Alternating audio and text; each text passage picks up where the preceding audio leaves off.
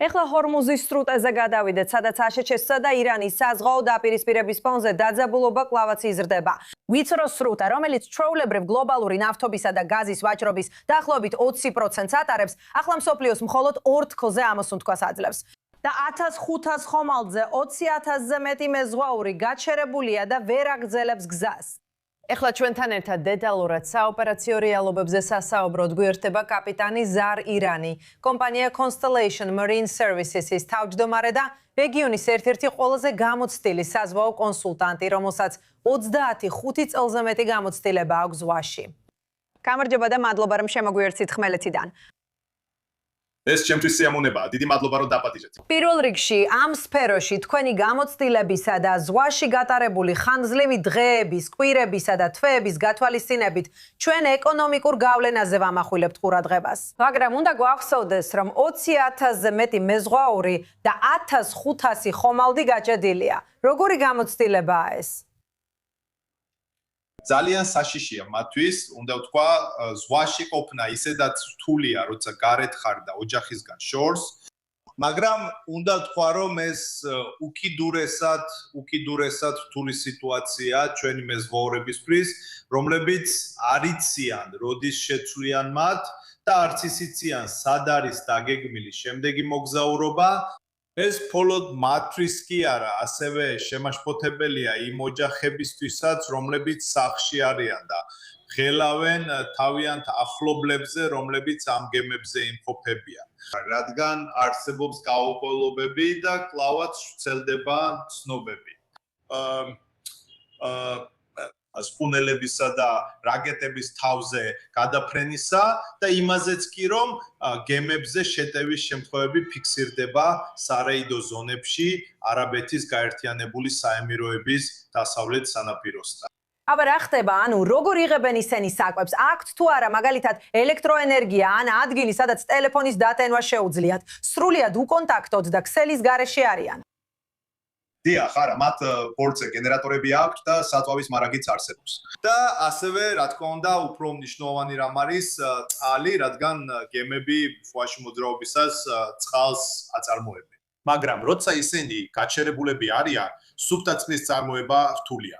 მაგრამ შემიძლია გითხრათ, რომ სულ მცირე არაბთა გაერთიანებული საამიროების სანაპიროზე აუცილებელი ნივთების, როგორიცაა წყალი და სატყვები, მარაგები საკმაოდ მარტივად ხელმისაწვდომია. მაგრამ ეს ეხება გემებს, რომლებიც დუბაის ანკორაში, შარჯას ანკორაში, რასელ ქეიმას ანკორაში იმყოფებიან.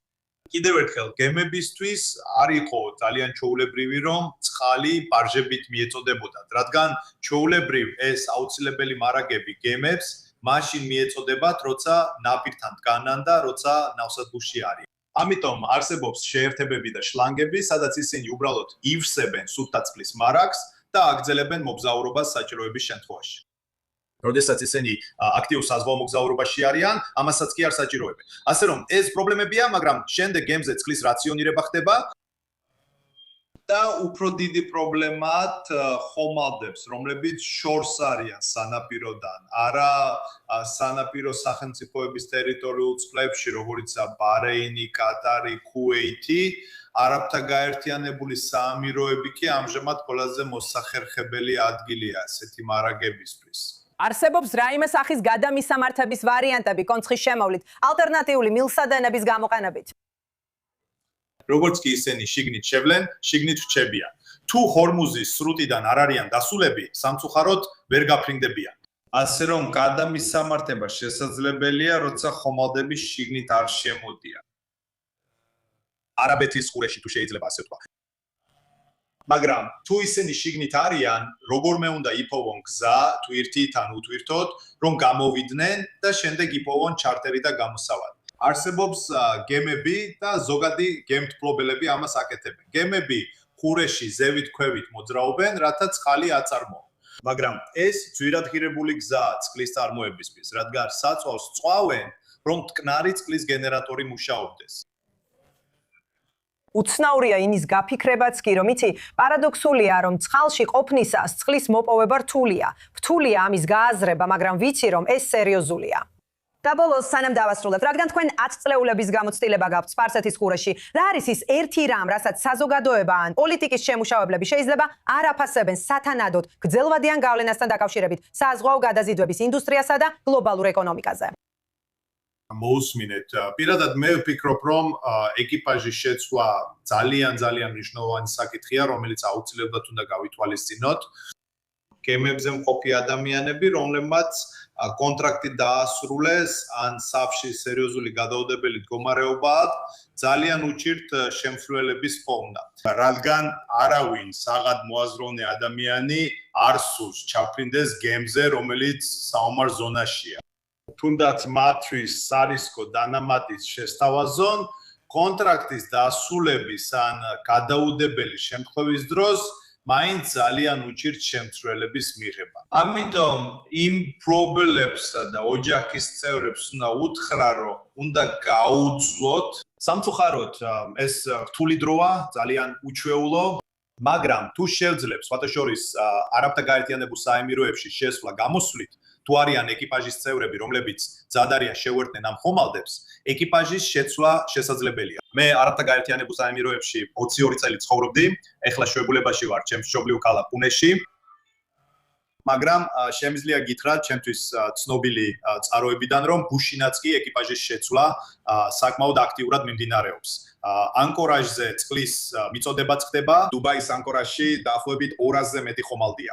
ეს არის ერთ-ერთი ყველაზე აქტიური პორტი, სადაც ამ ხომალდებს წყალი, საკვები, პროდუქტები და საწვავი მიეწოდებათ. ასე რომ ეს ხდება, მაგრამ იშვიათად და მცირე რაოდენობით. როგორც უკვე თქვი, ლოგისტიკა პრობლემას წარმოადგენს. მხოლოდ 2 ან 3 ბარჟა, რომლებიც წყლით შედიან და გამოდიან, ცდილობენ მიაწოდონ წყალი იმ მრავალ ხომალდს, ვისაც ეს სჭირდება.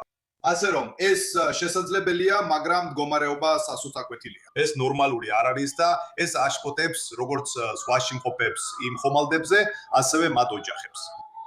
კარგი, დიდი მადლობა. ძალიან საინტერესო იყო. გავიგოთ სინამდვილეში შიგნიდან როგორია. კაპიტანი ზარ ირანი, კიდევ ერთხელ მადლობა. მადლობა რომ მიგვიწვიეთ, ჩემთვის სიამოვნება იყო.